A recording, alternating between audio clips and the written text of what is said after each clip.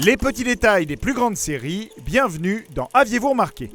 Après avoir capturé l'esprit du chef-d'œuvre des frères Cohen et prouvé une bonne fois pour toutes qu'une bonne adaptation n'avait rien à envier à son œuvre d'origine, la série Fargo est revenue pour une 3e saison.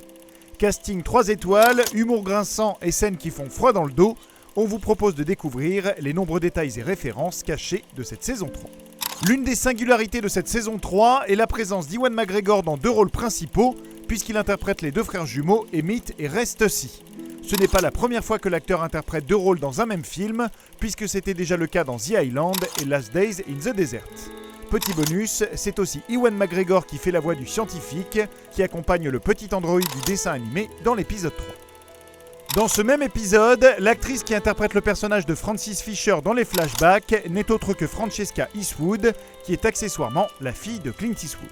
Francesca Eastwood apparaissait la même année dans la saison 3 de Twin Peaks, tandis qu'elle partageait l'affiche dans l'épisode 3 de Fargo avec Ray Wise, alias Leland Palmer, dans Twin Peaks. Le motel visible dans cet épisode a d'ailleurs également servi de décor dans Twin Peaks. Autre référence, lorsqu'Ennis dit que la plus belle des ruses du diable est de nous persuader qu'il n'existe pas, c'est bien sûr une citation de Verbal Quint dans Usual Suspect. Dans le premier épisode, Gloria s'empare d'une statuette de fusée sur le bureau d'Ennis. Il s'agit en fait d'un Hugo Award, l'un des prix les plus prestigieux décernés aux auteurs de science-fiction. Un indice sur la carrière d'auteur que Gloria découvre chez Ennis. Autre indice, Ennis regardait de la science-fiction à la télévision. Les plus observateurs auront reconnu que ce qu'ils regardent n'est autre que la scène de la soucoupe volante de la saison 2 de Fargo, une soucoupe qui était déjà un clin d'œil à The Barber des frères Cohen avec Billy Bob Thornton. Un Billy Bob Thornton qui interprétait Lorne Malvo dans la saison 1 et dont vous aurez peut-être reconnu la voix dans cette saison 3, puisque c'est lui le narrateur de l'épisode 4 qui reprend les paroles et la musique de Pierre et le Loup. Lorne Malvo était d'ailleurs lui-même associé au loup dans la saison 1. Ici, c'est Varga qui est identifié comme le loup, et justement son interprète David Thewlis jouait déjà un loup-garou dans la saga Harry Potter. Et toujours chez les criminels, on retrouve Mr. Wrench, le tueur à gages sourd de la saison 1, qui assiste ici Nicky. Comme il faisait déjà une courte apparition adolescent à la fin de la saison 2 qui se déroule bien avant les autres, c'est donc le seul personnage présent dans les 3 saisons. Autre réutilisation d'une saison précédente, la réplique « J'apporterai une armure » après avoir été invité à dîner, entendue dans un dialogue entre Lou et son beau-père. On peut la réentendre ici, provenant d'une télévision, lorsque Nicky va chercher de la glace dans le motel. La machine à écrire turquoise que le jeune Ennis utilise dans les flashbacks pour écrire ses romans était déjà visible dans la boutique de machines à écrire de la saison 2, tandis que le chien dont les cendres sont retrouvées à la banque se nomme Luverne, la ville dans laquelle vivaient Ed et Peggy. Enfin, le timbre à l'origine des conflits entre les 2 frères représente le mythe de Sisyphe qui pousse son rocher.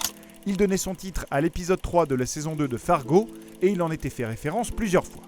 Par ailleurs, c'est un timbre de 2 cents, un clin d'œil au film Fargo, dans lequel Marge insiste sur l'utilité des petits timbres après que le dessin de son mari ait été choisi pour le timbre de 3 cents. Parmi les autres références au film d'origine, on a noté qu'Emmett dit devoir passer par Stan Grossman pour effectuer une transaction. Stan Grossman était l'associé du beau-père de Jerry dans Fargo. L'interrogatoire de Sandoval face à Cy rappelle beaucoup celui de Marge face à Jerry, et l'arrestation de Nicky qui tente de s'enfuir par la fenêtre de la salle de bain renvoie directement à l'arrestation de Jerry dans le film. On remarquera au passage que Nicky regardait le même documentaire sur les insectes devant lequel Marge s'endormait dans Fargo. Et comment ne pas se rappeler des pauvres automobilistes témoins d'un crime dans le film devant cette scène de l'épisode 8. Quant à l'adresse écrite sur un bout de papier à l'origine du quiproquo de l'épisode 1, elle indique Eden Prairie, la ville dont était originaire Mike, l'étrange camarade de classe de Marge dans Fargo. La manière dont est écrite l'adresse la fait d'ailleurs étrangement ressembler à Cohen Prairie, petit clin d'œil là encore aux 2 frères. Mais Fargo n'est pas le seul film des frères Cohen référencé dans la série. Ainsi, lorsque dans l'épisode 3, Gloria sonne au guichet de la guilde des écrivains, la sonnette résonne jusqu'à ce que la réceptionniste y pose son doigt. Une scène directement reprise de Barton Fink avec John Turturro et Steve Buscemi. Plus tard dans l'épisode, la pose de Gloria rappelle celle de la jeune femme sur le tableau et à la fin de Barton Fink. En plus de caster le protagoniste de A Serious Man, Michael Stuhlbarg, dans le rôle de Cy, il est précisé qu'Ennis Tussey est propriétaire d'une supérette Red Hall, la chaîne présente dans l'anecdote du dentiste de A Serious Man justement. The Big Lebowski a aussi droit à une série de clins d'œil, à commencer par la scène où Maurice perd le contrôle de son véhicule après avoir lancé son joint par sa fenêtre fermée. Une scène reprise directement du film culte de 1998. Mais le plus bel hommage au fameux Dude reste la scène du bowling dans laquelle un mystérieux étranger vient conseiller Nicky et lui offre un chaton, un joli clin d'œil à une scène parfaitement identique dans The Big Lebowski. Par ailleurs, vous aviez sans doute remarqué que la saison commence et se termine par un interrogatoire dans lequel l'identité de l'interrogé est mise en doute. Mais le plus intéressant arrive juste après notre scène du bowling, lorsque le tueur à gages blessé à la poursuite de Nicky s'installe auprès de l'étranger. Tout d'abord, il demande des serviettes en papier pour appliquer sur sa blessure à la joue, un réflexe un peu bizarre qu'avait déjà Steve Buscemi dans Fargo. On apprend alors qu'il s'agit de Yuri Gourka, l'homme que l'officier allemand de la scène d'introduction de la saison croyait avoir arrêté. La femme qu'il voit en flash est Helga, sa femme qu'il a assassinée. Tout s'explique. Et si tout n'était pas suffisamment lié, le rabbin Nashman que mentionne l'homme n'est autre que le rabbin qui raconte l'histoire du dentiste dans A Serious Man, mais ça bien sûr, vous l'aviez remarqué. Non ?